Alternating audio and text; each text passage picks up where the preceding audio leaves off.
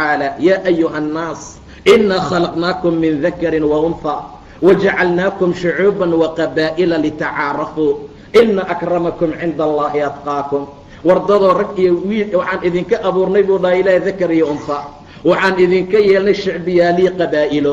waxaan ugu talagalnay tacaarufa uguma talagelin in lagu kor maro laakiin saa darteed ogaada midka idinkugu fiican idinkugu karaamo badan alla agtiisa waa midka idinkugu cabsi badan qof walba qof kale intuu ka cabsi badeeb waa looga dhow yahay qof kastaa qofka kale intuu uga taqwo badeeb waa looga dhow yahay subxaana wa tacaala aan wax badan alla ka cabsiga laasimna walaalayaal alla ka cabsigii maanta waa yaraaday xusuusin kartaanba jirinba qof aayad loo akri karaa nagu yaraaday qof xuduudda alla ilaaliyaa nagu yaraatay in yar oo rabbi u naxariistay maahee walaalayaalow alla ka cabsiga aan badina si ilaahay noogu naxariisto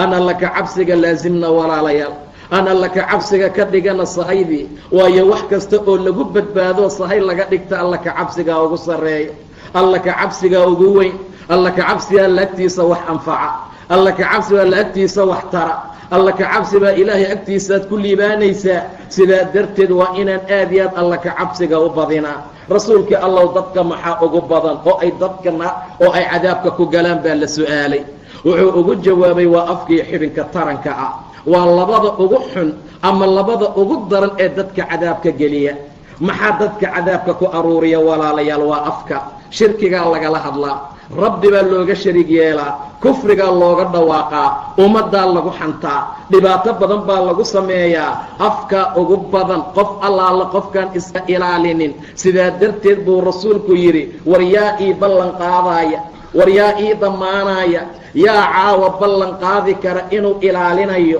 labadiisa lafgardaan waxa u dhaxeeyo carabka ah iyo labadiisa lugood waxa u dhaxeeyo farjigiisa ah oon janno u ballan qaadaa buu dhahay nebiga sala allahu calayh wasalam war yaa janno u ballan qaadaa war yaa iga damaani kara labada war yaa iga xafidi kara labada war yaa ilaalin kara labada war yaa labadaa ka adkaan kara war yaa afkiisa khayrka sheegi kara war yaa afkiisa alla ka cabsi ka soo bixi karaa war yaa afkiisa aayaadka alla ka soo bixi karaa war yaa afkiisa dikriga alla ka soo bixi karaa war yaa xibinkiisa taranka ilaalin kara war tii gacanta u soo taagta yaa ka celin kara gacantiisa war yaan gabar ajnabiya gacan ku salaamayn war yaanan dhunkanayn war yaan gacanta ka qabsanayn oo ilaalinaya war yaa cafiif noqonaya yaa janno loo ballan qaadaa labadaa qofkii ilaaliya janna ayaan u ballan qaaday buu dhahay sala allahu calayh wasalam walaalayaal aan dadaalno